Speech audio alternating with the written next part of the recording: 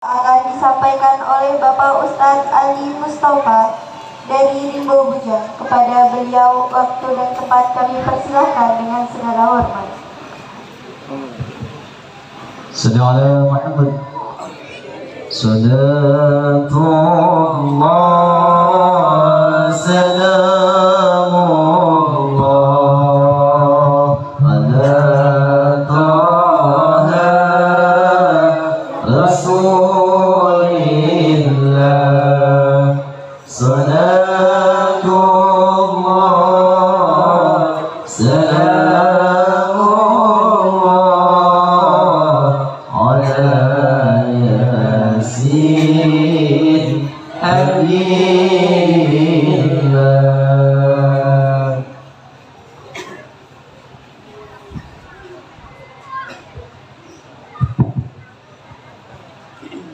Assalamualaikum warahmatullahi wabarakatuh.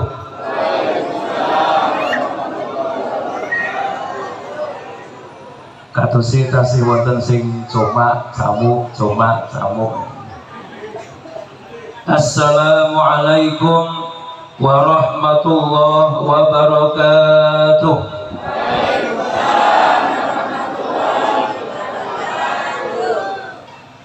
Bismillahirrahmanirrahim. Alhamdulillahilladzi ja'ala syahra Sya'ban syahran turfa'u fihi al-a'mal ila rabbil alamin. Asyhadu an la ilaha illallahul malikul haqqul mubin wa asyhadu anna muhammadar rasulullah shadiqul wa'dil amin. Allahumma salli wa sallim wa barik ala sayyidina wa habibina wa maulana Muhammadin afdalil khalqi ajma'in wa ala alihi wa ashabihi wa man ahabbahum wa tabi'ahum bi ihsanin ila yaumiddin. Amma ba'du. Hadratal muhtaramin wal mukarramin, para alim ulama, pengasuh pondok pesantren, TPQ, madrasah, majelis taklim, para ustad-ustadzah sedoyo ingkang sami-sami kita taklimaken, para bini sepuh, para sesepuh, terutama kepada Bapak Datuk Rio Dusun Karya Harapan Mukti beserta stafnya, ketua BPD dan kabinetnya, Bapak Ketua RT beserta Ibu, beserta seluruh perangkat lingkungan yang hadir yang sama-sama kita hormati, kepada Bapak Ketua KUD Sidomukti dan pengurusnya semua yang saya hormati, kepada bapak-bapak, ibu-ibu, para pemuda-pemudi Karang Taruna, para santriwan santriwati dan majelis sholawat al-barokah al-muhibbin yang sama-sama kita hormati, boten ngirangi raos hormat sedaya mawon para hadirin hadirat rahimakumullah. Mari tak bosan-bosannya kita memanjatkan rasa puji dan syukur kehadirat Allah Subhanahu wa Ta'ala atas segala limpahan karunia-Nya, sehingga pada kesempatan pagi hari yang cerah kita dapat muwajahah, kita dapat mujalasah dalam rangka bersama-sama kegiatan rutin thalabul ilmi kita, dan kita bersama-sama menjalin ukhuwah dalam keadaan sehat walafiat tanpa ada dalam suatu apapun. Semoga dengan terjalinnya ukhuwah ini, semakin dengan kuatnya silaturahim ini menjadi satu media kita mendapatkan curahan rahmat dari Allah Subhanahu wa Ta'ala yang mengantarkan kita kebahagiaan dunia hatta akhirah. Amin Allahumma. Sholawatullah dala salamipun mugi katur wonten ngarsa junjungan kita Nabi Muhammad sallallahu alaihi wasallam, dumateng para sahabat, para keluarga lan sedaya penderekipun ingkang sami taat, kanthi pangajap mugi-mugi sedaya ingkang hadir kaaken kagolongaken dados umatipun ingkang badhe pinaringan syafaat min yaumina hadza ila yaumil qiyamah. Amin Allahumma amin. Bapak-bapak, ibu-ibu, hadirin hadirat rahimakumullah. Sebelumnya mohon maaf niki swara kula tasih rada abot. Sudah berhari-hari tasih serak-serak gubludak. Karena hari ini kita memang harus betul-betul jaga imun kita, jaga kesehatan kita, ngeten Bu Bapak nggih. Karena kita melihat berita di televisi, kita membaca di media sosial dan media-media lainnya bahwa COVID-19 ini katanya belum tuntas. Nggih napa mboten? Kita masih ditakuti dengan corona. Seperti nama wanita cantik tapi menakutkan orang sedunia. Dan kabar COVID-19 belum tuntas ini, kita juga sudah ditakuti dengan datangnya ibunya corona yang bernama Umi Corona. Omikron lah bahasa Arab, Umi Corona, niku mbokne corona. Dan kita juga takut nanti kalau ibunya corona ini belum pergi disusul suaminya, bapaknya corona yang namanya Abikron. Kita juga nanti takut disusul mbahnya yang namanya Jadikron. Muga-muga rada teko, amin Allahumma.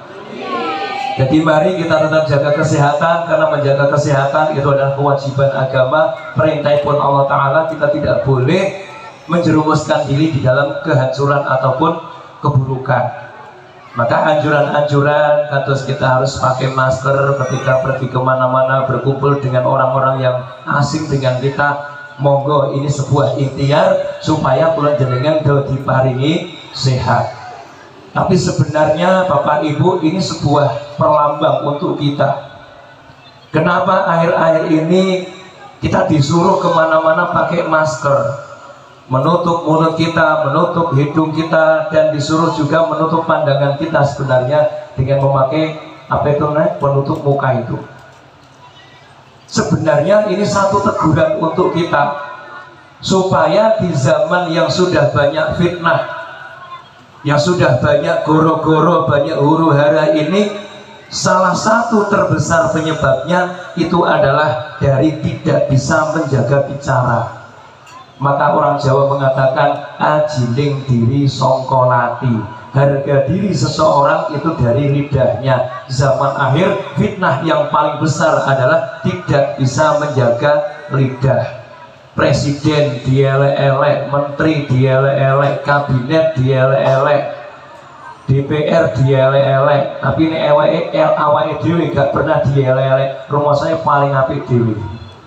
Sedaya manusia nggih gadah kekurangan, kesalahan, tapi monggo kita tidak boleh merendahkan orang lain. Sedaya enten aturanipun. Makanya kita disuruh menjaga mulut kita, menutup dari segala hal-hal yang bisa berakibat fitnah.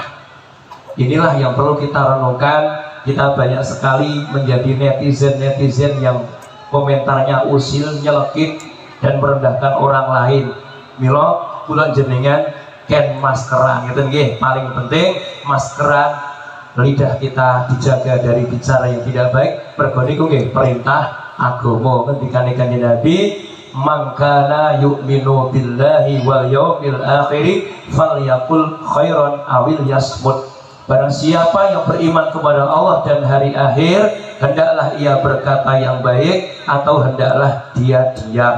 Daripada gak iso ngomong apik, alung meneng, karena diam itu lebih baik daripada ngomong nek salah. Tapi ngomong nek bener luwih apik tinimbang meneng tapi grundel. Jadi sesuaikan dengan kondisinya. Bapak Ibu hadirin hadirat yang saya muliakan, dan hari ini kita bersama-sama sudah berada di bulan Sya'ban, dan tema yang dipasang oleh kelompok 3 ini adalah apa namanya? Sambut Ramadan, perbanyak ibadah atau amal kebaikan di bulan Sya'ban. Berarti nanti bahasnya seputar bulan Sya'ban, Ibu nggih. Perlu kita ketahui Bapak Ibu, Sya'ban ini ternyata bulan yang banyak sekali fadilahnya. Dan kita kadang-kadang sering melupakan tentang keutamaan bulan Sya'ban. Dan bahkan kalau kita tidak tahu fadilahnya bulan Sya'ban, maka kita kadang-kadang menganggap wong kok mau nganak-nganak ke acara di bulan Sya'ban itu tidak ada aturan. Ini yang kenapa? Karena kita tidak paham. Kita ambil salah satu hadis yang diriwayatkan oleh An-Nasa'i dan Ahmad. Di situ ada keterangan. Kata Rasulullah, "Dzalika syahrun yahfulun nasu anhu baina Rajab wa Ramadan." Kata Rasulullah, itulah bulan yang dilupakan oleh kebanyakan manusia. Jadi ono sasi sing paling kathah dilalekno menungso niki jarine Kanjeng Nabi mboten kula. Ada bulan yang banyak dilupakan oleh manusia. Apa itu kata Rasul? Baina Rajab wa Ramadan, bulan antara Rajab dan Ramadan. Berarti bulan apa? Ruwah atau Sya'ban. Ini kata Rasul, ada bulan yang sering dilupakan oleh kebanyakan manusia, yaitu bulan di antara Rajab dan Ramadan. Jawabannya adalah bulan Sya'ban, di mana kita hari ini berada di bulan Sya'ban. Terus kata Rasul, wa huwa syahrun turfa'u fihi al-a'malu ila rabbil alamin wa uhibbu an ayurfa'a amali wa ana sha'im. Kata Rasulullah, padahal bulan itu yang ada di antara Rajab dan Ramadan, yaitu bulan Sya'ban, itu adalah bulan di mana di bulan Sya'ban itu turfa'u fihil a'mal ila rabbil alamin. Sedaya ngamal-ngamali menungso dilaporkan oleh para malaikat, diunggahake kalih para malaikat, diangkat oleh para malaikat ila rabbil alamin, kehadirat Allah Tuhan semesta alam. Berarti dalam hadis ini bisa kita mengambil pelajaran kenapa kita juga disuruh ngurip-urip bulan Sya'ban dengan memperbanyak ibadah dan kebaikan, karena bulan ini adalah bulan dilaporkan semua amalan manusia ini oleh para malaikat kehadirat Allah Subhanahu wa ta'ala. Maka Rasul ngendika, wa uhibbu ayyurfa'a amali wa ana sha'im. Maka saya sangat senang bila amalanku ini diunggahke, dilaporke kalih malaikat wa ana sha'im, sementara saya dalam keadaan berpuasa. Berarti Kanjeng Nabi Muhammad teng hadis niki teng bulan Sya'ban ngatah-ngatahno puasa sunnah di bulan Sya'ban. Bahkan nyata riwayat dari Siti Aisyah mengatakan tidak ada puasa yang paling banyak dilakukan oleh Rasulullah selain Ramadan kecuali puasa di hari Sya'ban. Bahkan hampir full. Bahkan ada yang mengatakan full Sya'ban disambung Ramadan. Ini riwayat dari Siti Aisyah radhiyallahu anha, orang yang terdekat dengan Kanjeng Nabi karena beliau adalah istri Rasulullah sallallahu alaihi wasallam. Pertanyaannya, kira-kira saat ini Sya'ban pun tanggal 16 17 niku kira-kira wingi-wingi pun do poso ora? Alhamdulillah, guys, ada sedina rong dina pun niat poso makmurke bulan Sya'ban. Ini Rasulullah itu puasa paling banyak itu di bulan Sya'ban. Ini riwayat langsung dari Siti Aisyah. Maka beliau mengatakan, saya sangat senang apabila amalku dilaporkan oleh para malaikat kepada Allah, sementara laporannya saya dalam keadaan puasa. Mula karena puasanya sudah banyak yang kelewat, saat ini pun tanggal 15 punjul. Nek boten biasa poso sadurunge tanggal 15 kok dadak poso niku lak boten kenging, kecuali puasa-puasa nadar qadha ya. Itu kan tidak diperbolehkan. Tapi ini pun kebiasaan sampai akhir boten napa-napa. Nah, paham nggih? Jadi seandainya kita tidak sempat untuk berpuasa, sing penting monggo Sya'ban niki dipun kathah-kathahno amal sae, sehingga nalika LPJ niku lan jenengan dilaporke paling malaikat niku isine ngamal apik kabeh. Amin Allahumma amin. Sehingga dipun paringi rahmat, dipun turuni barokah lan dosa-dosa kita di ngapura dening Allah Subhanahu wa taala. Amin Allahumma. Kemudian di samping bulan Sya'ban ini adalah bulan diangkatnya atau dilaporkannya amal-amal manusia, Dalam beberapa riwayat juga dikatakan bulan Sa'ban ini ternyata adalah bulan sholawat. Ulama ada yang mengatakan bulan sholawat, kon nyata no maos sholawat. Kenapa? Berkaitan dengan ayat Al-Quran surat Al-Ahzab ayat 21. Innallaha wa malaikatahu yusalluna 'alan nabi ya ayyuhalladzina amanu sallu 'alaihi wa sallimu taslima. Ayat ini banyak yang hafal. Intinya di situ Allah bersolawat untuk Kanjeng Nabi, para malaikat bersolawat kepada Kanjeng Nabi, dan Allah perintah kepada orang-orang beriman kon maca solawat datang Kanjeng Nabi. Ayat ini turunnya di bulan Sa'ban, mula diarani bulan solawat. Paham ya?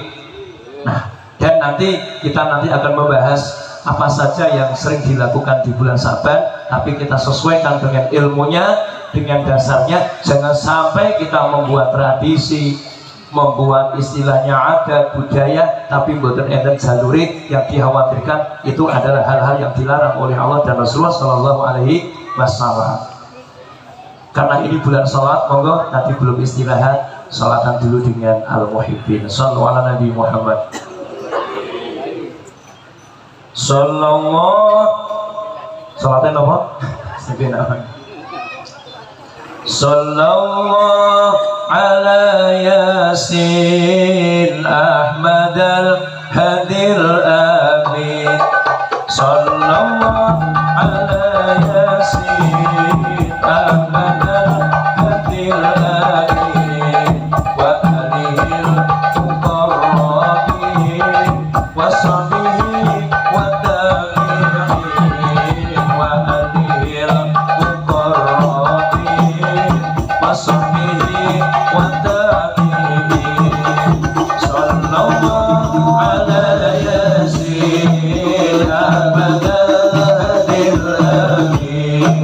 Sallallahu ala Yasin Ahmad al-Hadir Amin wa alihil muqarrabin wa sahbihi wa tabi'in wa alihil muqarrabin wa sahbihi wa tabi'in.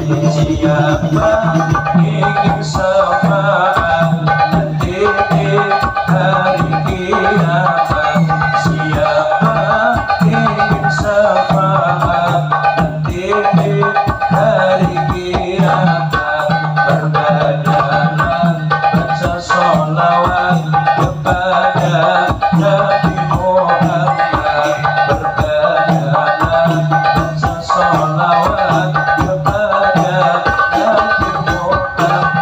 Sallallahu ala Yasin Ahmad al-Hadir Amin. Sallallahu ala Yasin Ahmad al-Hadir Amin wa alihil muqarrabin wa sahbihi wa tabi'in wa alihil muqarrabin wa sahbihi wa tabi'in. Siapa ingin ke surga, pintunya selalu terbuka.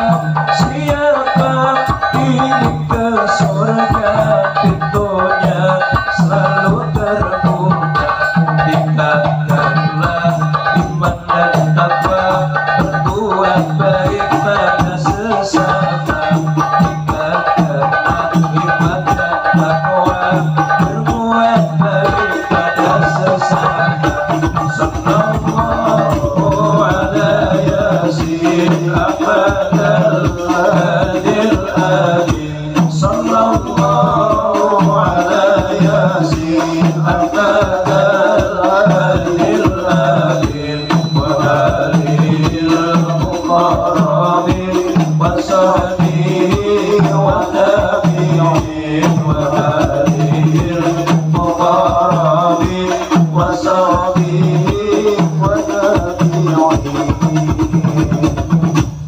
ala Nabi Muhammad.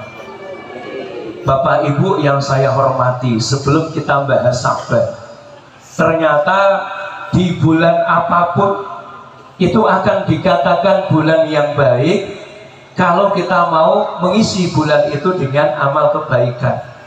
Sekalipun Ramadan itu Sayyidus Suhur, rajanya bulan-bulan yang istimewa, yang luar biasa, tapi kalau dilalui dengan biasa-biasa saja, tanpa puasa, tanpa sholat tarawih, tanpa baca Al-Quran, tanpa sedekah, tanpa amal kebaikan yang lainnya, walaupun Ramadan tidak menjadikan kita semakin baik. Ini apa betul?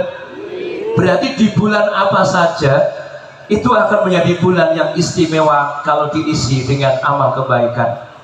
Dan kita ini Bapak Ibu bisa beramal baik itu tidak lain bukan karena kekuatan kita, bukan karena kehebatan kita, bukan karena kita orang-orang yang hebat, tapi kita bisa beramal baik apapun itu semata-mata adalah pertolongane Gusti Allah. Kita saged ngaji ngeten iki ditulung Gusti Allah napa mboten? Nek mboten ditulung Gusti Allah mbok cedhak ngono ya ora mangkat. Digembar-gembarno Pak RT Ketua Majelis Taklim nggih mboten mangkat mergo napa? Sikile mboten dijagahno kalih Gusti Allah, awake mboten didudukkan di tempat-tempat majelis taklim. Niki sing kersa ngaji disyukuri, muga-muga termasuk itu pitulungane Gusti Allah. Dan pitulungane Gusti Allah niki perlu kita pahami Bapak Ibu. Inayah atau pertolongan Allah ini hanya akan diberikan oleh Allah, dicurahkan kepada kita nek kula jenengan iki gadah niat sing apik. Senajan ora pengajian nek ora pernah duwe niat pengen ngaji ya ora pernah teko. Senajan digembar-gembarno sedekah niku ganjarane kathah, nek mboten pernah niat pengen sedekah nggih mboten pernah kelakon. Senajan puasa Ramadan puasa yang luar biasa, tapi nek mboten gadah niat kepengin puasa nggih mboten ditulung kalih Gusti Allah. Ternyata ada satu hal yang perlu kita utamakan di sini adalah masalah niat. Kenapa niat ini saya sampaikan Bapak Ibu? Sebab pendidikan Kanjeng Nabi pun jelas, innamal a'malu binniyat, kabeh ngamal tergantung dengan niat. Ngamal napa wae dadi apik dadi elek niku saka niate. Salat niku ngamal apik nek niate elek nggih dadi elek. Sedekah niku ngamal apik nek niate mboten apik nggih dadi mboten apik. Semua amal itu tergantung dengannya, termasuk ngaji niki mangke asal hikmah itu ilmu manfaat nek niate sae. Nggih napa mboten? Kula tanut Bapak Ibu wau niati ngaji pun sae napa dereng? Pun ditata dereng niate. Apa namung nata bajune jilbabe mawon tanpa nata niat. Mila monggo dipun niati mung urung adung niki. Niate napa wau tindak ngaji to mriki? Nawaitu ta'alum lil kotai lillahi ta'ala. Itu kotak ya wis meneng. Mboten nggih? Ampun ngeten, kadang-kadang ya Allah nek ngaji niku nek mboten diniati saestu godane kuat sanget. Pengajian agar pun mulai ya Allah wis mulai kontak ngantuk nggih mboten. Ongap angop kadang-kadang iki sing tekan sak nyahile sora angop ping 3,5. Lek angop niku wis ora nganggo sunah Rasul. Sunah Rasul niku nganggo tangan kiwa ditutupi ngeten kan, tangane gegerik telapak tangan. Tapi iki ngaji angopé 3,5 niku nganggo telapak tangan ngeten niki karo tangane megar mergo napa ali-aline papat dienggo kabeh. Aja nggih. Iki angop upo pamer ali-ali guru-guru sawit larang. Mboten nggih. Sing diali langsung tutup ngeten kok. Mboten disyukuri tapi jangan untuk dipamer-pamerkan. Itu semua nikmat dari Allah Subhanahu wa taala. Nambah indah ibu-ibu, nambah senenge garwa, bisa membahagiakan istri. Tapi angopnya jebula bali dijogo niku. Nah, 3,5 lah, setengah mau konangan terus asido maksudnya. Bapak Ibu yang saya hormati, maka saya ingat ini masalah niat di awal saya ingatkan niat. Pernah saya membaca di kitab Nasoihul Ibad kalau nggak salah. Itu ada tulisan surat yang pernah ditulis oleh seorang tabi'in yang bernama Sulam bin Abdillah bin Umar ibnul Khattab. Sinten jenenge? Sulam bin Abdillah bin Umar bin Khattab. Berarti masih cucunya sahabat Umar bin Khattab. Niki pernah kirim layang nek zaman biyen. Nek saniki kirim pesan singkat WA, Messenger, SMS.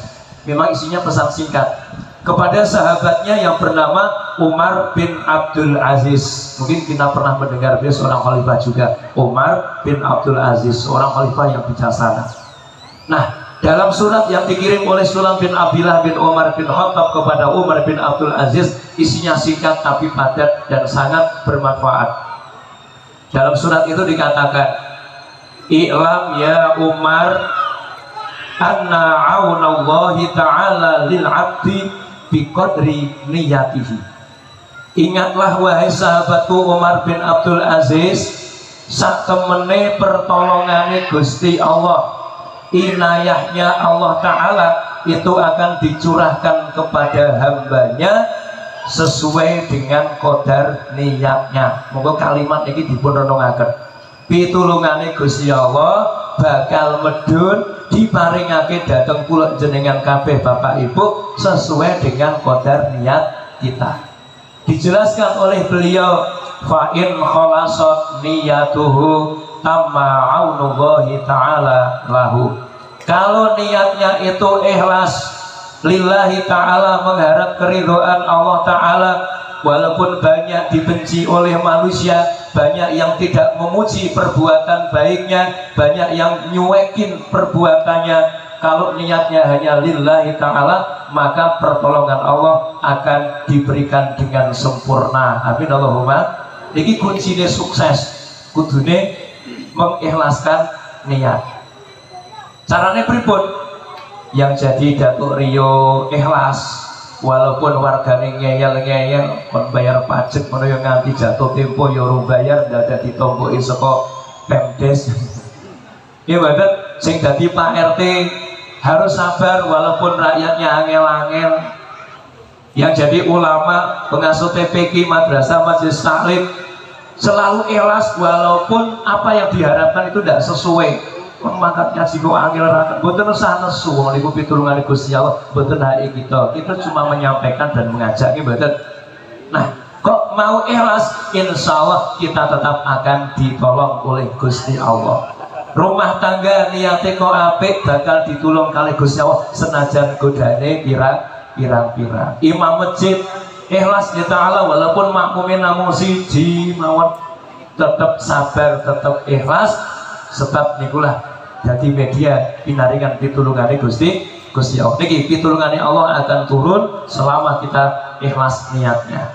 Kemudian wa in naqasa Allah Ta'ala lahu biqadri dzalika. Tapi kalau niat kita tidak ikhlas, niat kita kurang, tidak sempurna, pertolongan Allah yang diturunkan itu sesuai dengan kadar niat kita. Semakin ikhlas, semakin kuat pertolongan Allah. Semakin tidak ikhlas, jangan mengharap dapat pertolongan pun Gusti Allah. Mula Kanjeng Nabi ngendika niki penting sangat, innamal a'malu binniyat, kabeh ngamal tergantung niat. Muga-muga pengajian pagi hari ini insya Allah dengan kekompakan seperti ini pertanda satu niat yang baik, karena acara dapat laksana dengan baik, ditulung kali Gusti Allah. Ini diawali dengan niat yang baik yang sudah direncanakan sebulan-sebulan yang lalu. Muga-muga mangke enten manfaate, enten barokahe, dan sepulang dari acara ini kita menjadi lebih baik. Siapa yang membuat lebih baik kita? Tidak lain adalah pertolonganipun Allah Subhanahu wa Ta'ala.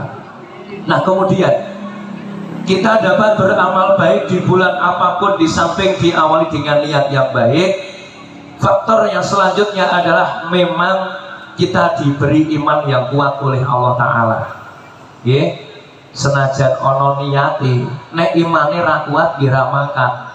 Ya napa mboten? Mula iman karo niat ini sangat berkaitan.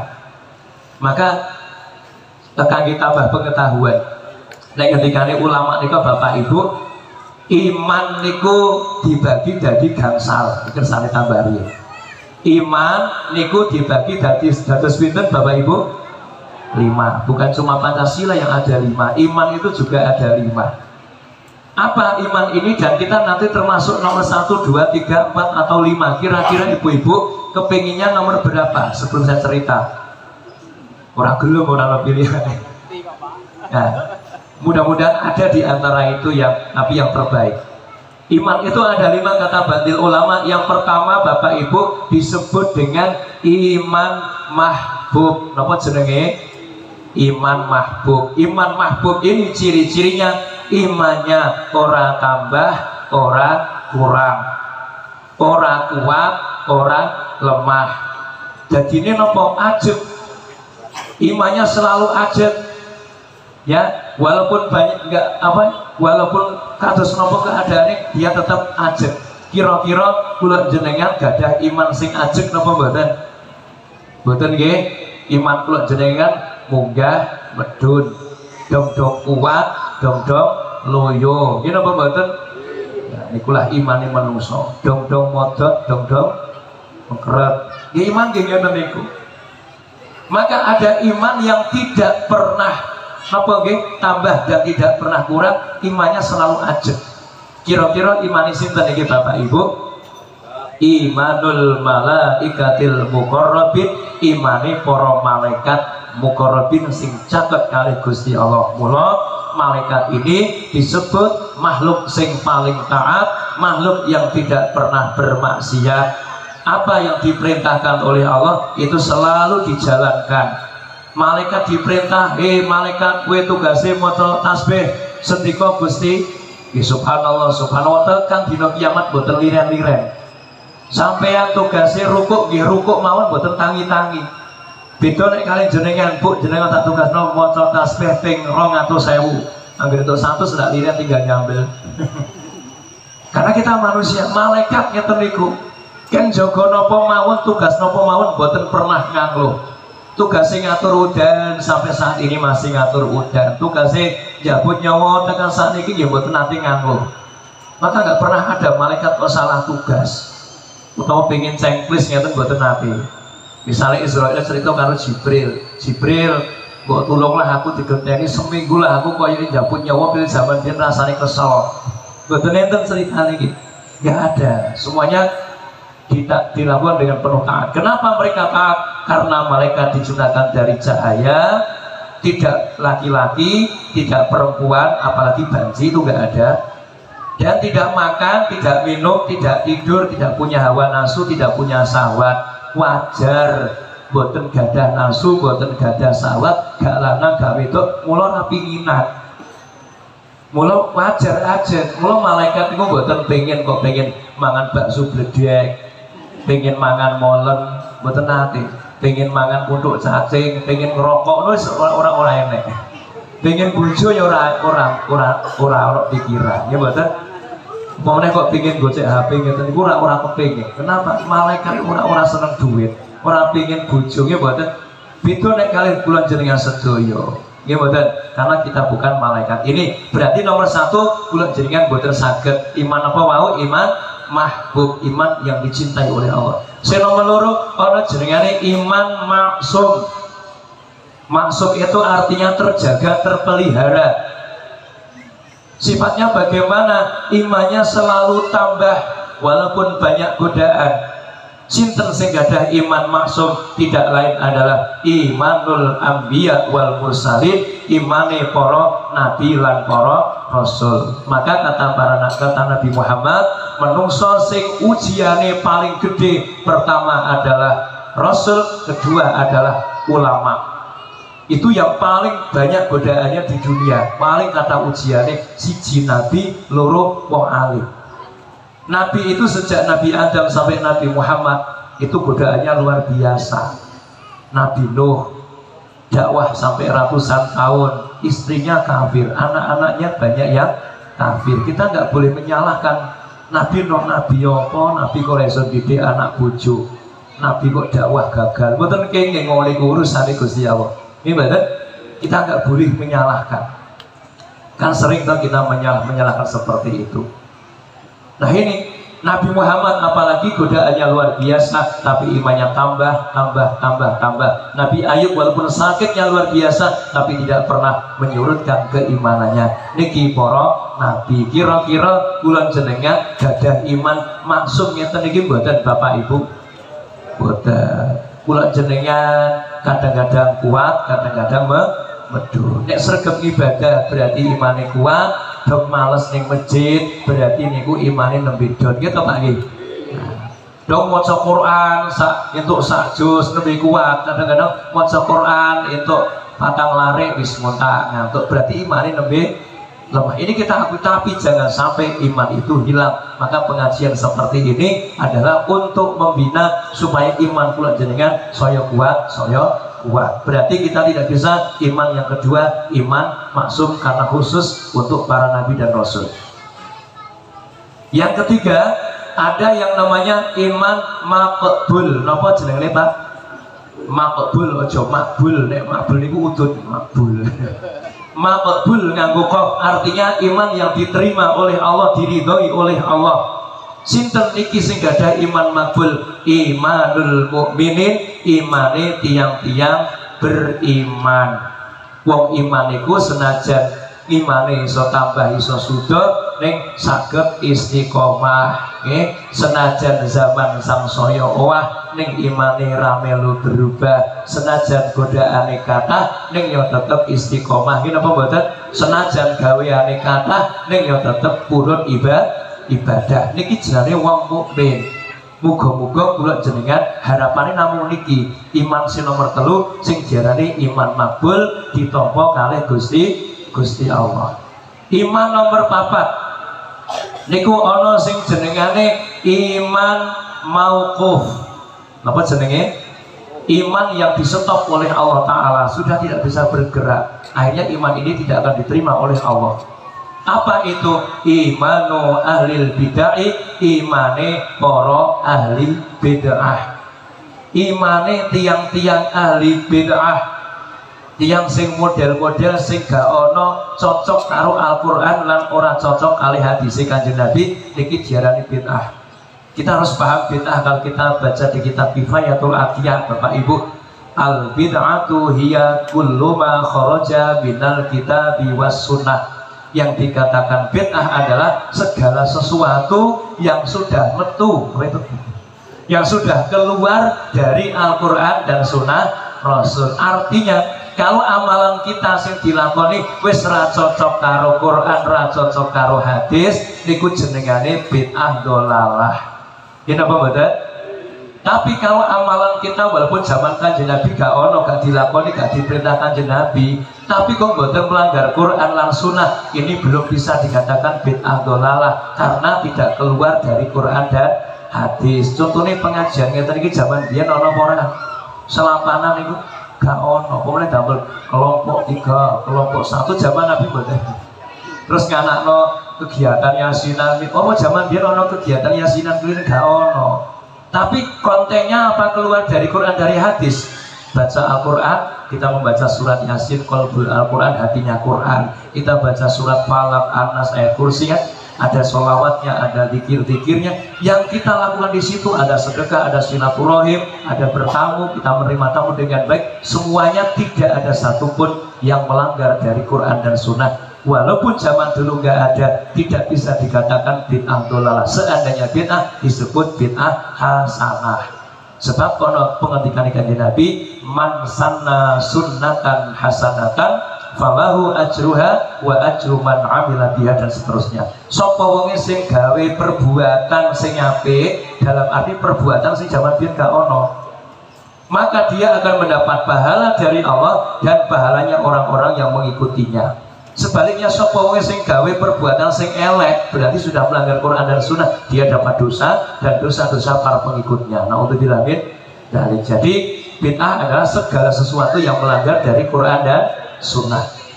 Contohnya nopo? Indonesia itu budaknya bid'ah diteliti. Saestu. Contoh, ada ustadz itu mengajarkan kepada jamaahnya, kita sholat menghadap Allah harus fokus, konsentrasi, harus khusyuk.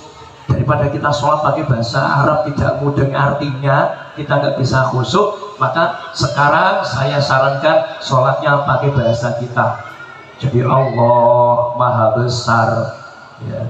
Aku berlindung kepada Allah dari godaan setan yang terkutuk dengan menyebut nama Allah yang Maha Pengasih lagi Maha Penyayang. Segala puji bagi Allah Tuhan semesta alam, dan seterusnya.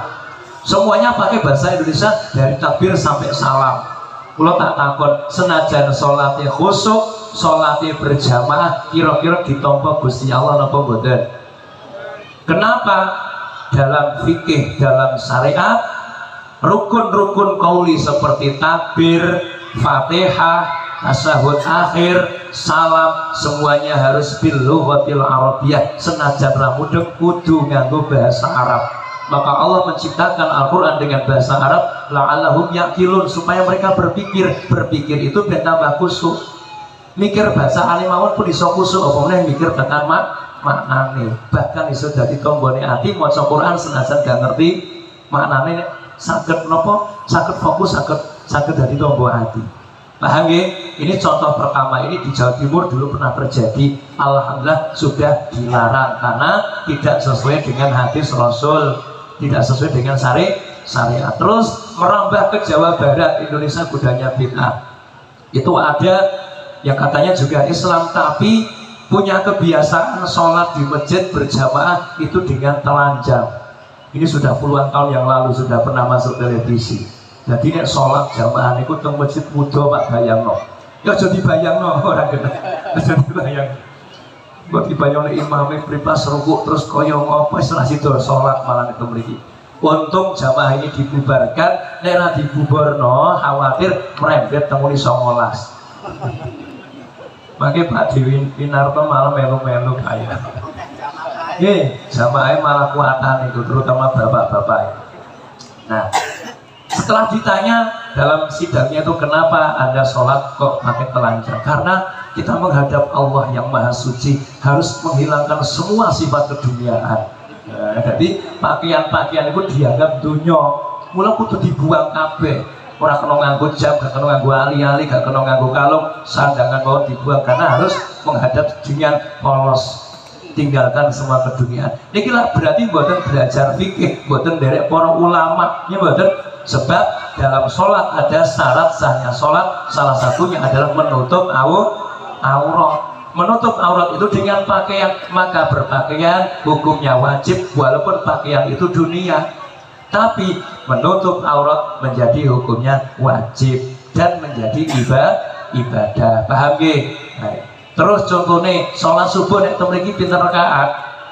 Loro, karena kan Nabi ngendika sholat subuh niku rakaat. Misale enek wong pamangku ning wah aku saiki tobat, biyen gaweane mendem, gaweane nyolong pitik, nyolong motor, nyolong sawite tanggane. Aku ngurangi timbal macam-macam, saiki aku tobat rumasa dosa, umure wis tuwa, aku pengen sholat 5 waktu tapi subuhku ben tobatku cepet diterima Gusti Allah, tak tambahi 2 rakaat. Jadi usolli fardhu subhi 4 rakaatin. Sholat subuh 4 rakaat. Kira-kira niki sah napa mboten? Mboten, niki bid'ah dolalah. Terus misalnya enek ibu-ibu badhe rewang tanggane mantu, tamune diperkirakan kuatah ngeten nggih, mosing gadah hajat niku Pak Rio mriki. Nah, terus daripada aku tinggal sholat dosa, alung esok-esok aku tak sholat 5 sisan tak dirapel. Jadi esok-esok ibu isi arep rewang sholat subuh niku tambah tekan isya. Sholli fardhu subhi wal dhuhri wal asri wal maghribi wal isya'i 17 raka'atan lillahi ta'ala. Berarti pinter ya wong santri pinter ngene kok mereka. Niki bid'ah dolalah. Nek kodok ya ana aturane, jamak niku ya ana aturane, ora kok sak karepe dhewe. Niku lha berarti ndamel-ndamel perkara sing jaman Kanjeng Nabi gak ana tur mboten diperintah Kanjeng Nabi. Niki sing darane bid'ah dolalah. Kalau semua yang tidak ada dasar dari Quran dan Sunnah itu memang bid'ah dolalah. Tapi zaman dulu nggak ada, sekarang dilakukan seperti misalnya Al-Quran.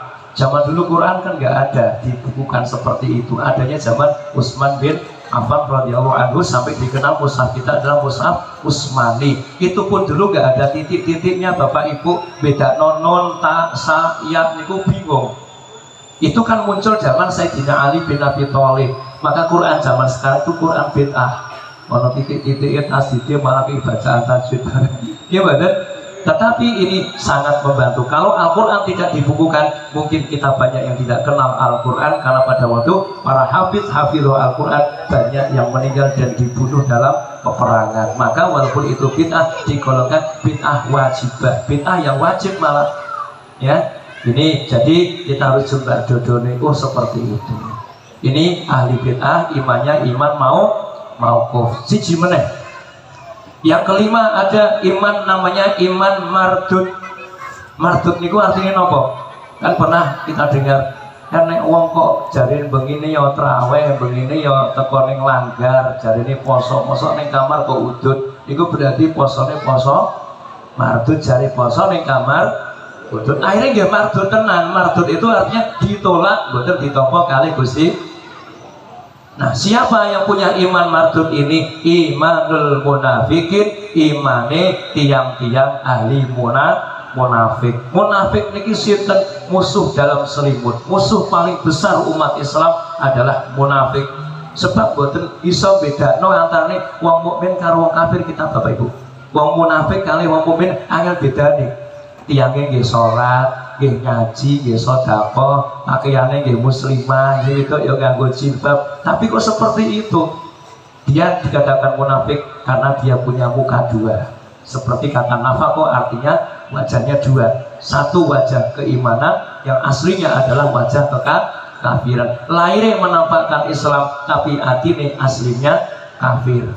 Maka dia intinya dalam hal dia berdakwah, dia ngomong Islam, intinya bagaimana supaya umat Islam ini hancur dan perang, bahkan mengatakan yang lain adalah kafir, yang benar cuma saya. Ini ciri-ciri orang munafik. Paling seneng nek wong iman, wong mukmin iki saling berperang bersama Islam.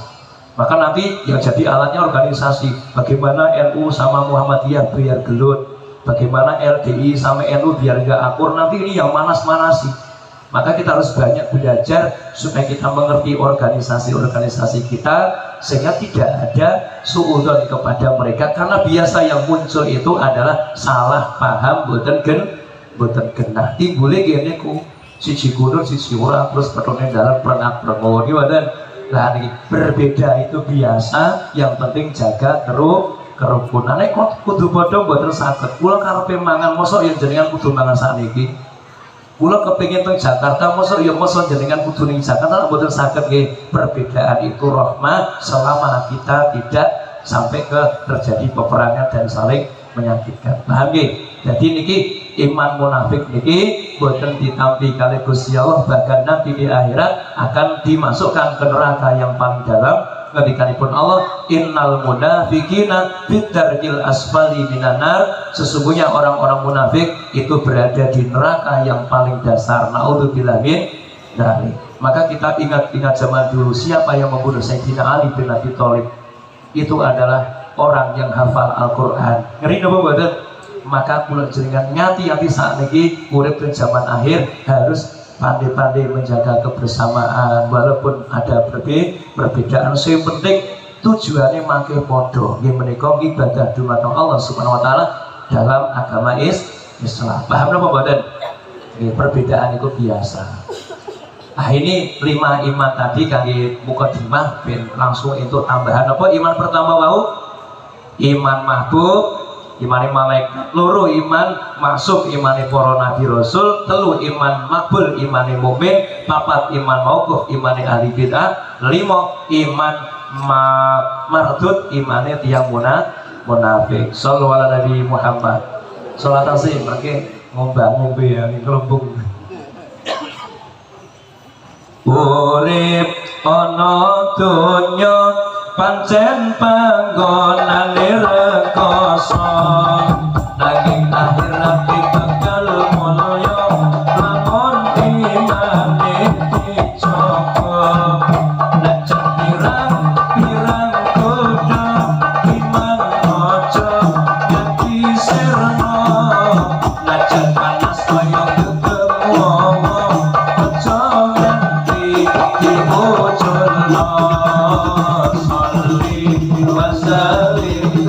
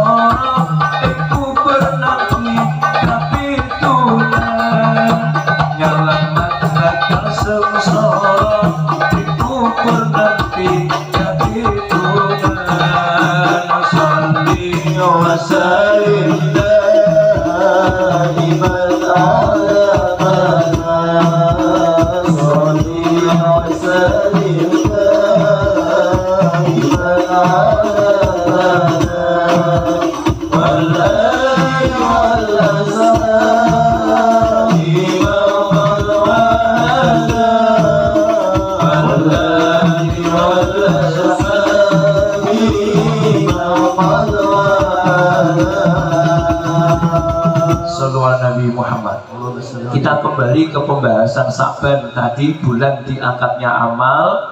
Yang kedua, bulan dianjurkan kita puasa sunnah diperbanyak. Kemudian diperbanyak membaca sholawat. Kemudian yang terjadi di masyarakat kita di Indonesia terutama itu banyak sekali di bulan Ruwah ini ada satu kebiasaan ziarah kubur. Ini betul. Ziarah kubur ini nanti adat budayanya ada yang ngarani itu punggahan, ada yang nyadran, ada megengan, ada namanya ruwahan. Itu sesuai dengan nama-nama daerah masing-masing, nggak sama namanya. Ada yang nama sedekah bumi, ada sedekahnya, dan ada juga kirim doa kepada orang-orang yang sudah meninggal dunia. Kira-kira hal seperti ini di bulan Ruwah kita ziarah kubur, apakah itu ada dasarnya, ada ilmunya atau enggak, atau kita cuma lata-lata ngikuti nenek moyang? Ini yang perlu kita pahamkan. Kita baca dalam satu keterangan, kalau nggak salah itu di kitab apa ya, Lataiful Ma'arif gitu, atau si Lataiful Ma'arif. Di situ ada satu keterangan yang min fadli lailati nisfi min sya'bana ahadisu ukhra muta'addadah wa qad ikhtalafa al-aksarun. Masalah keutamaan nisfu Sya'ban, ini dalam masalah nisfu Sya'ban, dan ini berkaitan dengan bulan Sya'ban. Masalah keutamaan bulan Sya'ban itu ada beberapa hadis, ada beberapa jumlah hadis yang diperselisihkan oleh para alim ulama, sehingga banyak ulama mengatakan hadis yang berkenaan dengan nisfu Sya'ban itu hadis maudhu atau hadis palsu. Ada yang mengatakan sangat lemah gitu kan. Tetapi dalam keterangan itu, dalam kitab Lataiful Ma'arif itu dikatakan waqad sahha Ibnu Hibban ba'dha ahadisi atau ba'dha wa kharajahu fi sahihihi wa min amsaliha hadisu Aisyah radhiyallahu anha. Terus dalam keterangan itu, tetapi ada sebagian hadis yang disahihkan oleh Ibnu Hibban, disahihkan sampai dikeluarkan dalam kitab sahihnya, adalah salah satu hadis yang diambil dari sumbernya Siti Aisyah radhiyallahu anha. Siapa Siti Aisyah? Istri Rasulullah. Ini lagu ini pun doa apal, ya kan? Istri Rasulullah Sallallahu Alaihi Wasallam. Apa isinya hadis Siti Aisyah? Nek sing sampun riwayat Siti Aisyah Pak, ini hadisnya sahih. Kenapa? Langsung dari istri Nabi.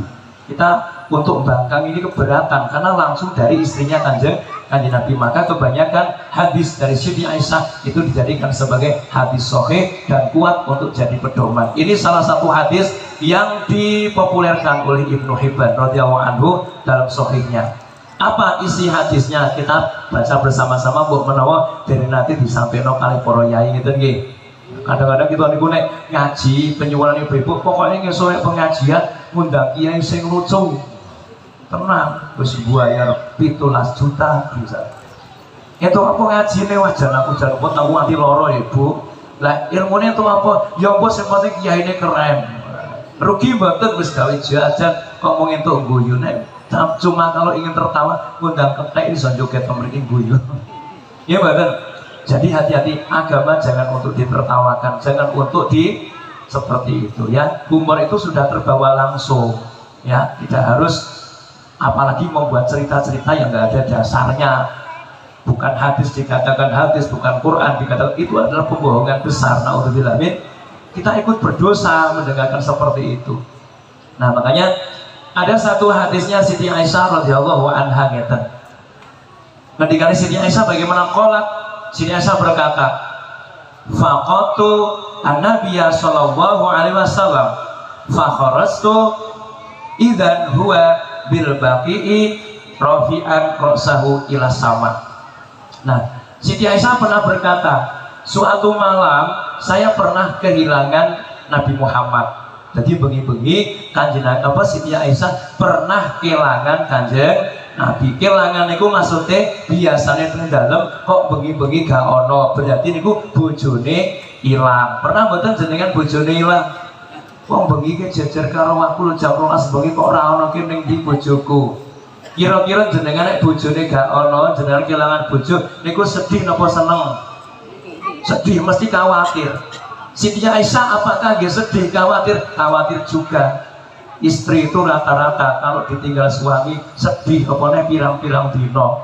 Golek-golek ning kono entuk sing liya, mesti seperti itu nggih. Apane bojone guantong, gagah sugih wae. Ngetrokno bojone niku ketar-ketir nggih mboten. Sebab olahna pinter ngaku. Lho kan akeh akale to. Akal bulus ya wong lanang, akal kancil ya wong lanang, akal wedhus ya wong. Iku jarine ngeten. Karena laki-laki lebih cerdas daripada perempuan, tapi nek masalah pengen niku wong wedok. Yen apa mboten wong wedok niku kira-kira Bu nek duwe jilbab siji niku terima mboten? Angger ning pasar ku amang kuning jilbab meneh, kebaya meneh, online Lazada jilbab meneh, gonta-ganti pengajian tiap selatan nggih ganti. Tapi wong lanang tukakno kedung ngeten iku gludrung ngeten nganti melothok putih. Ya Allah, dinggo yasinan ya kedone kuwi, kondangan ya kedone, pengajian ya dinggo. Nrimo niku wong lanang lho, sarunge nganti ngepir. Wong wedok ora trimo. Pokoke nek bajune pink ya kudu sing kontras. Isih tambah tas sepatu nggih mboten. Kenapa wanita menyukai keindahan? Mula disadari wong wadon akeh tinggi. Ngeten mawon, sing pengen sing apik ngeten nggih. Nah, lho niki Siti Aisyah kehilangan Kanjeng Nabi pada suatu malam. Terus faharastu, maka kemudian saya keluar. Mergo nang omah gak ono, Kanjeng Nabi mboten teng dalem nggih digoleki. Mula nek garwane ra nang omah bu goleki metu. Nang ndi bojoku. Tapi nek Siti Aisyah niku nek medal sing ketika Rasulullah mboten enten sing digoleki masjid. Nek jenengan mesti sing digoleki omahe rondo. Beda Siti Aisyah kalian jenengan. Nah, ternyata Siti Aisyah mencari Nabi Muhammad malam-malam hari. Terus Siti Aisyah ngendika fa idzan huwa bil baqi'i. Ternyata setelah dicari Siti Aisyah, Nabi Muhammad ketemu di pemakaman Baqi. Di mana sudah haji pemakaman Baqi? Di Madinah nggih, caket Masjid Nabawi. Ternyata di pemakaman Baqi, pemakaman para sahabat dan orang-orang zaman dulu. Nah, ketemune temriku rafi'an ra'sahu ila sama. Nabi Muhammad di pemakaman Baqi sedang mengangkat kepalanya ke arah langit, artinya sedang berdoa dongake tiang-tiang sing kebun situ dia berziarah kubur. Ini hadis dari Siti Aisyah, istrinya Kanjeng Nabi. Siti Aisyah yang melihat langsung Kanjeng Nabi di pemakaman Baqi. Malah niki ziarah bengi-bengi mboten nawan bayangkan. Mula digoleki Siti Aisyah, digoleki rono rene ketemune kok ning pemakaman Baqi nembe ziarah. Sebelum Siti Aisyah tanya Nabi Muhammad, mesti Siti Aisyah niki mbok menawa curiga kali Kanjeng Nabi, langsung dikomentari Kanjeng Nabi. Qala Rasul bersabda, "Akunti takhafina ayyahifallahu alaiki wa rasuluhu." Wahai Aisyah istriku, biasa ya Humairah, apakah kamu ini khawatir, cemas, takut kalau Allah dan Rasulnya itu berbuat sewenang-wenang kepadamu? Ini pertanyaan Rasulullah. Dari takon itu ditakoni Kanjeng Nabi, "Hei Aisyah, apa kowe iki khawatir wedi nek Gusti Allah karo Rasul iku berbuat sewenang-wenang karo sampeyan. Terus jawabane Siti Aisyah niku pripun? Fakultu, kata Siti Aisyah, saya berkata, adzunuka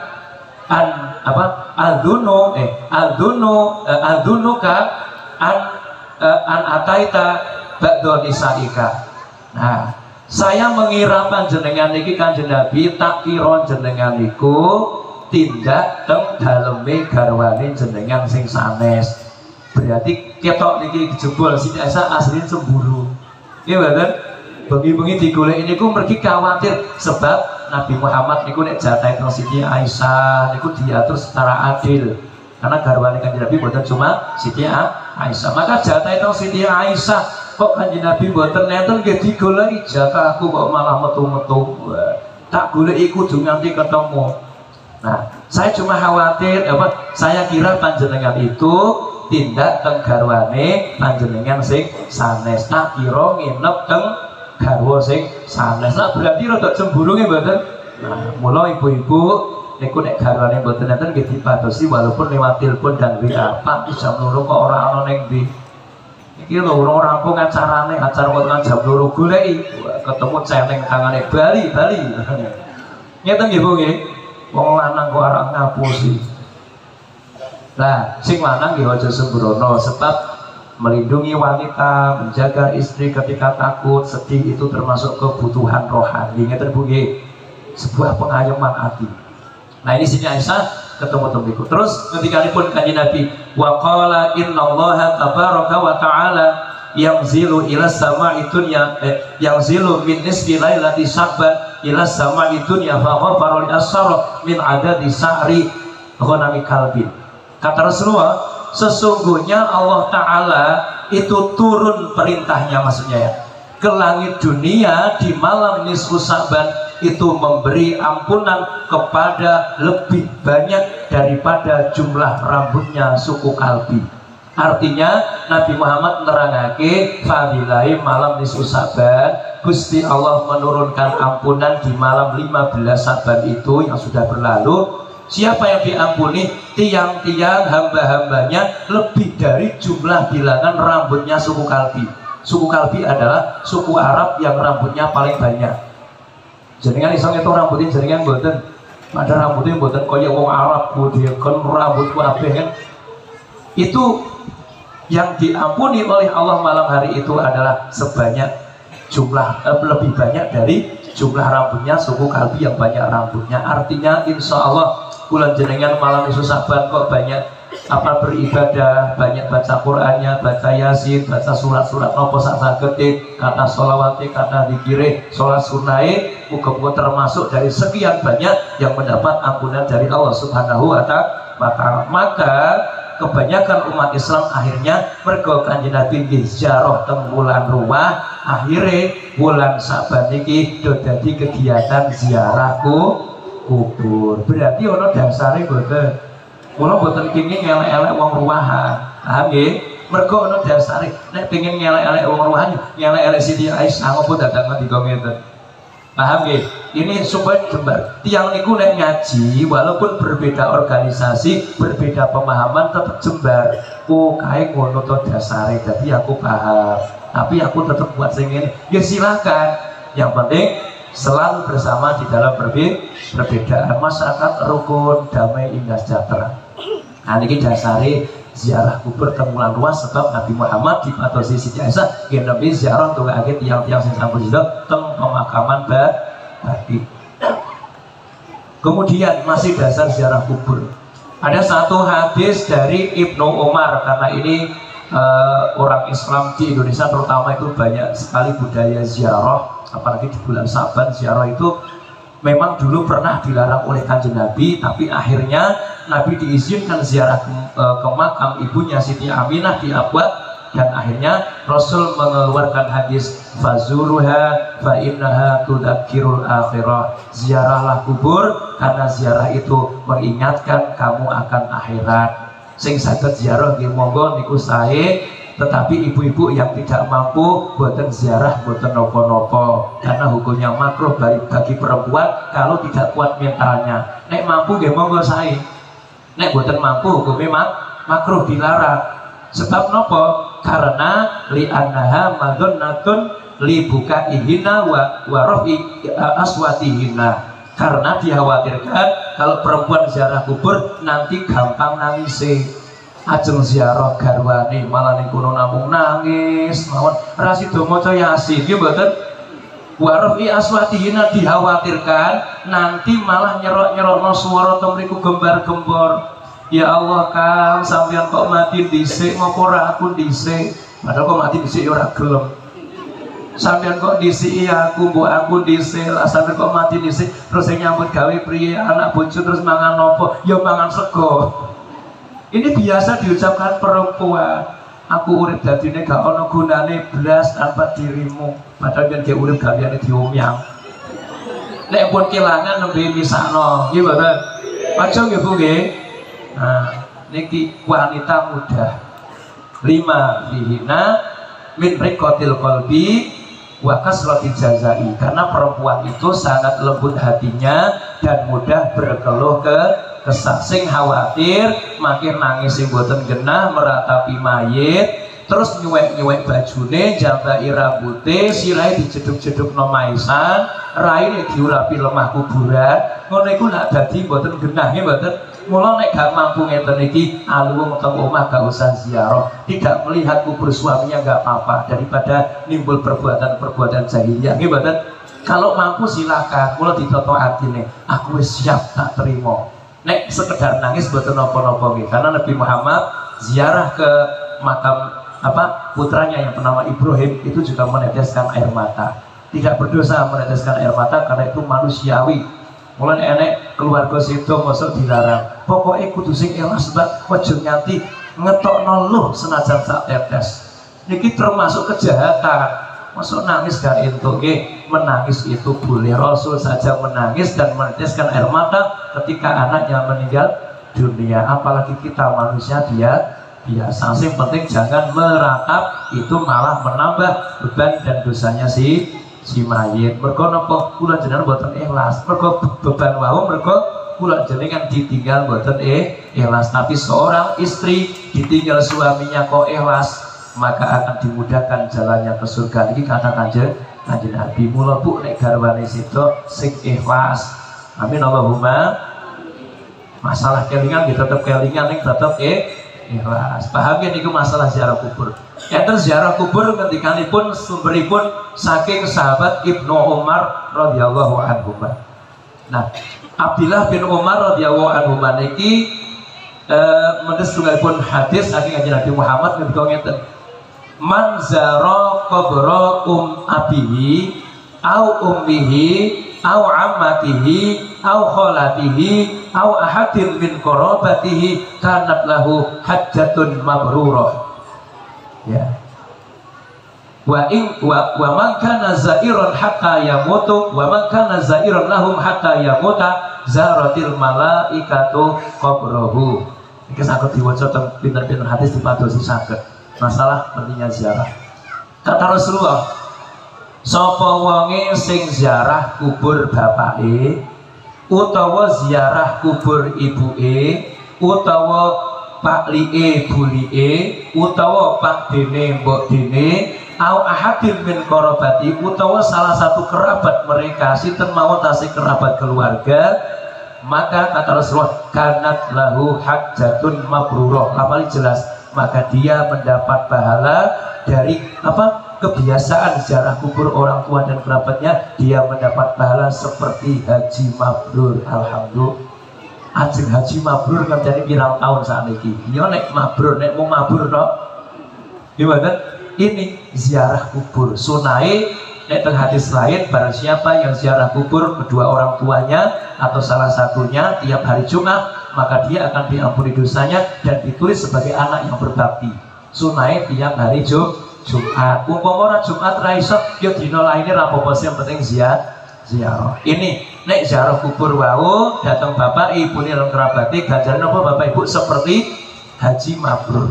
Terus dipun ngendikaken wa man kana zairan lahum hatta yamuta zaratil malaikatu qabrahu. Dan barang siapa yang ziarah mereka nganti mati, gaweane ziarah, boten nate lali sampai dia meninggal dunia nggak ada kesempatan ziarah lagi. Kata Rasulullah, maka malaikat akan berziarah kepada kuburannya, maka bakal diziarahi kali para malaikat. Mula budaya bersih tenggulan sahabat niki boten melanggar peraturan. Apa meneh ziarah niku nggih tuntunanipun Kanjeng Nabi Muhammad sallallahu alaihi wasallam sing biasane kuburane ra pernah tiliki kebak suket kebak semak nganti misane pun rusak boten ngerti sakniki diresiki ngeten nggih diresiki.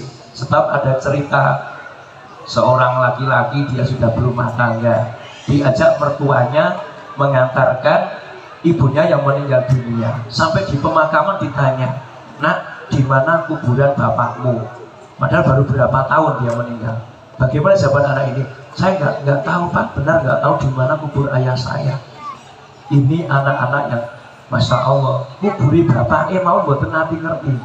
Apa mereka kok ziarah, apa mereka kok ndongaaken saking dalam. Mula monggo ndongaaken tiyang sepa sing sampun sida nek pengen tambah fadilah nggih ziarah kubur ben karo tambah eling akhirate supaya napa sedaya niku intine ben sing urip ya di ngapura, sing pun sida nggih dituruni rahmat lan ampunan saking Allah taala. Ziarah kubur yang dilarang niku nek ziarah jaluk-jaluk wong mati ngeten nggih. Mbah kula mriki niki pengin nyuwun rezeki sing kathah, pengin anak kula niku ndang bojo wis 40 tahun kaya rabi-rabi. Piye ben usahaku laris, rupaku diparingi kathah konsumen. Ya tadi nggih salah wong mati kok dijaluk-jaluki. Mula mangke nek ziarah niku wau itu hanya sebagai salah satu perantara, dan karena kita mau berziarah dari sore Kanjeng Nabi, maka Allah yang akan mengabulkan doa kita. Ojo njaluk sing pun mati nggih. Paham Bapak Ibu nggih? Ini di antara kegiatan ruah itu ada ziarah kubur bersih dan sebagainya. Kemudian ada sedekah yang terakhir nggih. Pun sampai itu Bapak kali welas, oke, alhamdulillah dari luhur. Akhir rampung jam 3. Maksudnya rampung kerja. Yang terakhir masalah sedekah.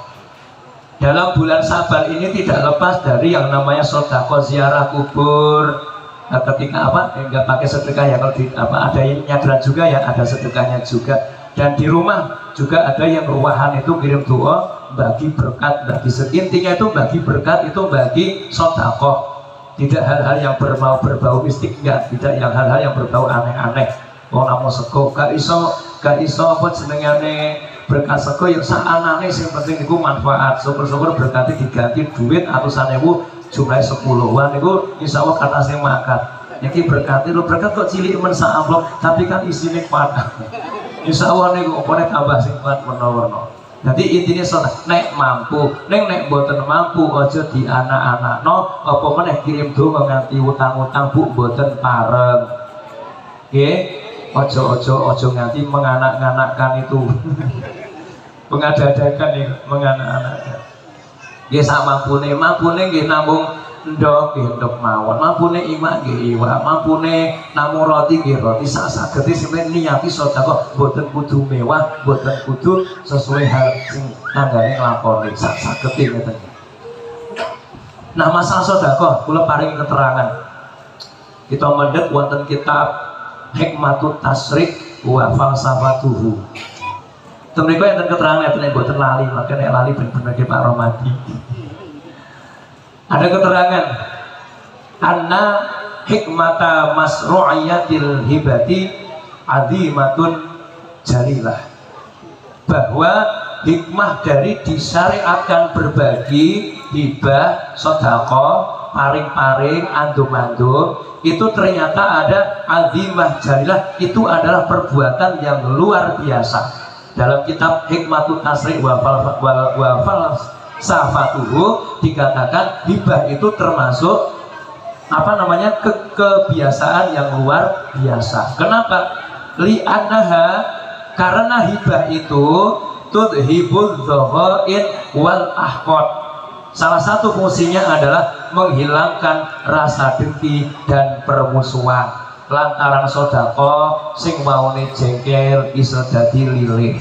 Sing waone mboten akur iso tambah rakete lewat sedekahan. Sing biasa gak moro omahe karena ada sedekah terus burun saling silaturahim. Sing wis pirang-pirang lebaran gak salaman karena berbagi, alhamdulillah atine lilih gelem salaman. Ini manfaat dari sedekah. Pertama adalah menghilangkan kedengkian dan permusuhan.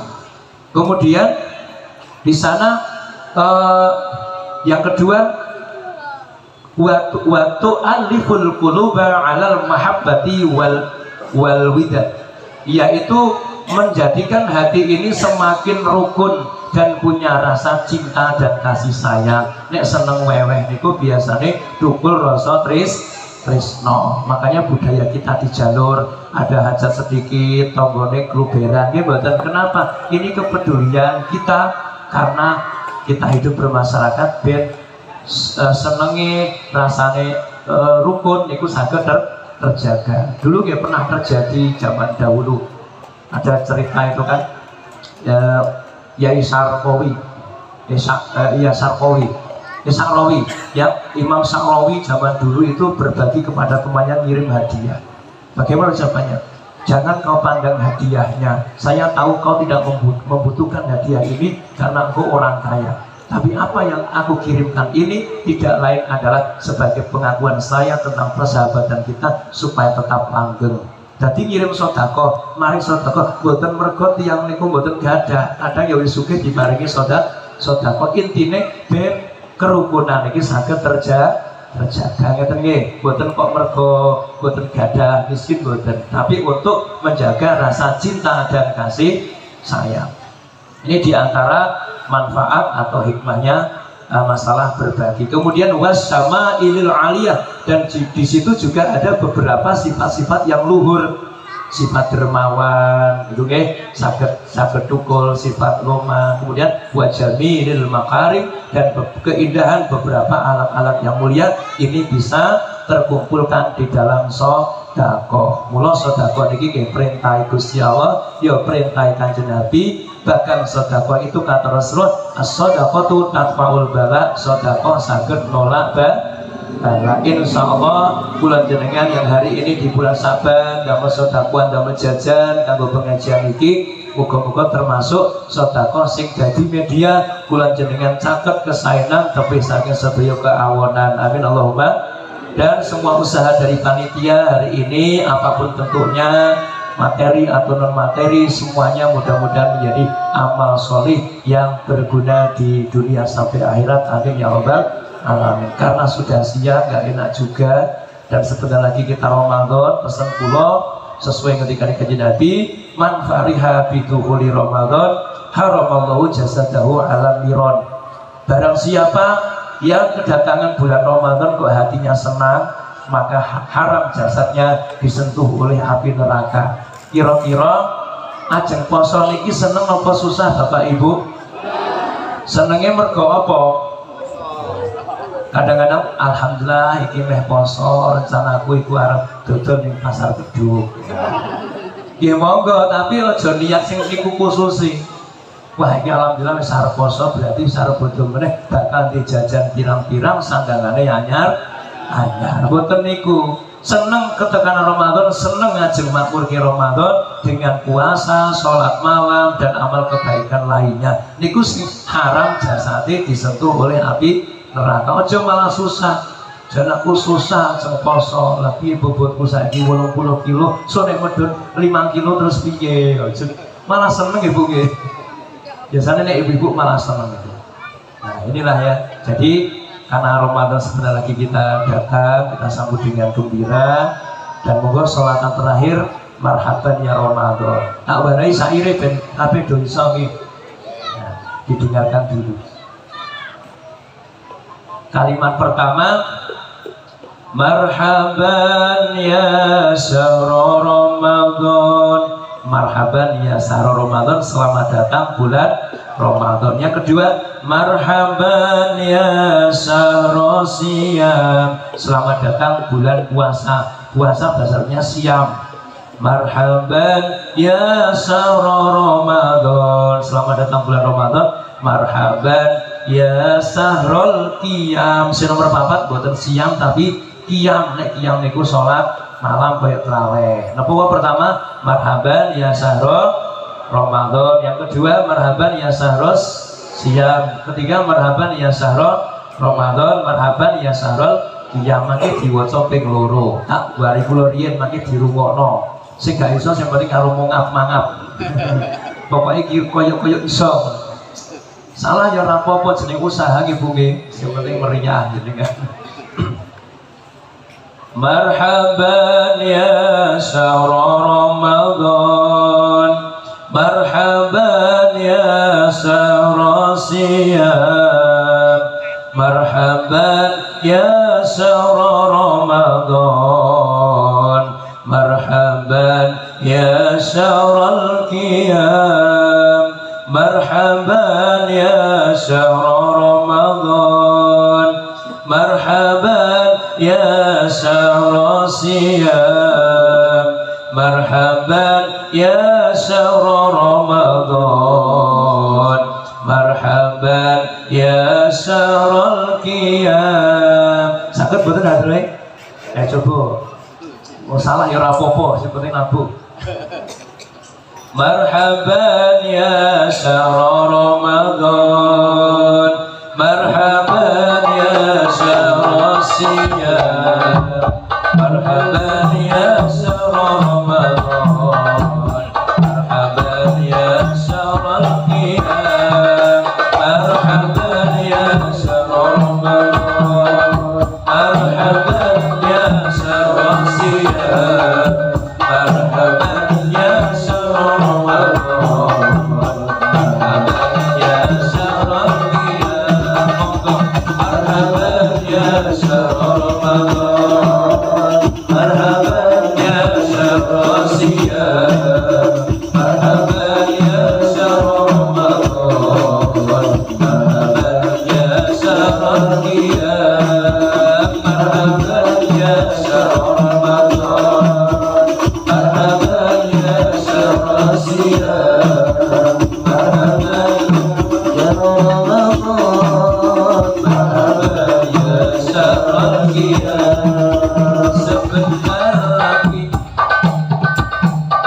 Sebentar lagi Ramadan tiba, hari sambut dengan gembira, harap ridho Allah Ta'ala. Sebulan kita berpuasa, Rasulullah telah bersabda, siapa yang hatinya gembira menyambut Ramadan tiba, jasad harap disentuh neraka.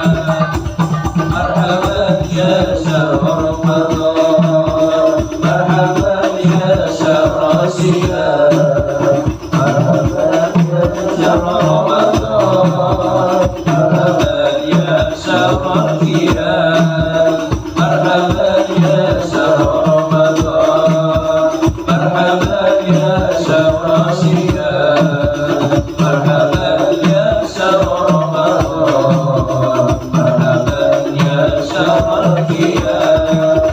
Puasa itu sehat, puasa itu nikmat, puasa itu bermanfaat dunia sampai akhirat.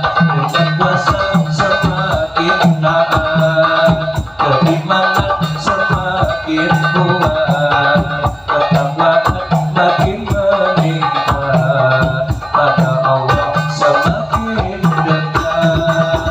Marhaban ya syahr Ramadan, marhaban ya syahr siyam, marhaban ya syahr Ramadan, marhaban ya syahr qiyam, marhaban ya syahr Ramadan, marhaban ya syahr siyam, marhaban ya syahr Ramadan, marhaban ya syahr siyam. Ramadan bulan kemuliaan, pahala diberi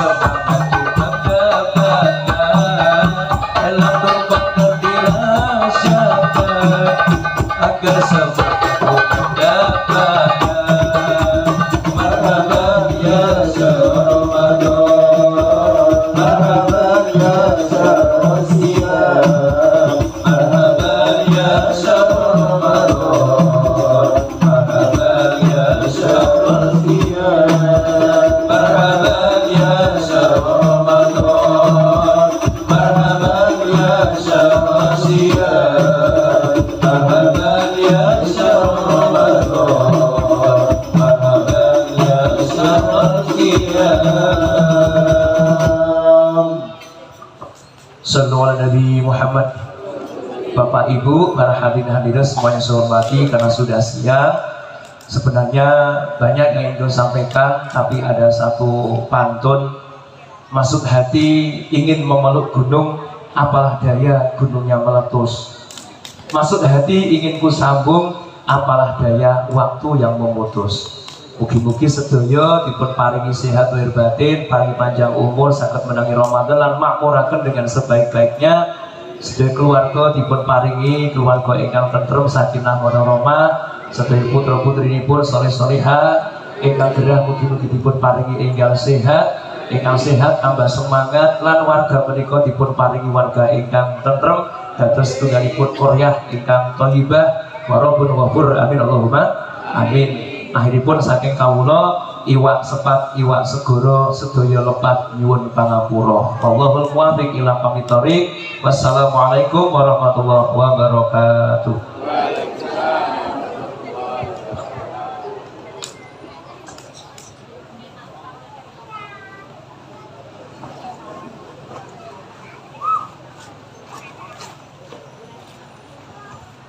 Terima kasih kami sampaikan. Semoga apa yang disampaikan beliau tadi dapat bermanfaat dan dapat kita amalkan dalam kehidupan sehari-hari. Acara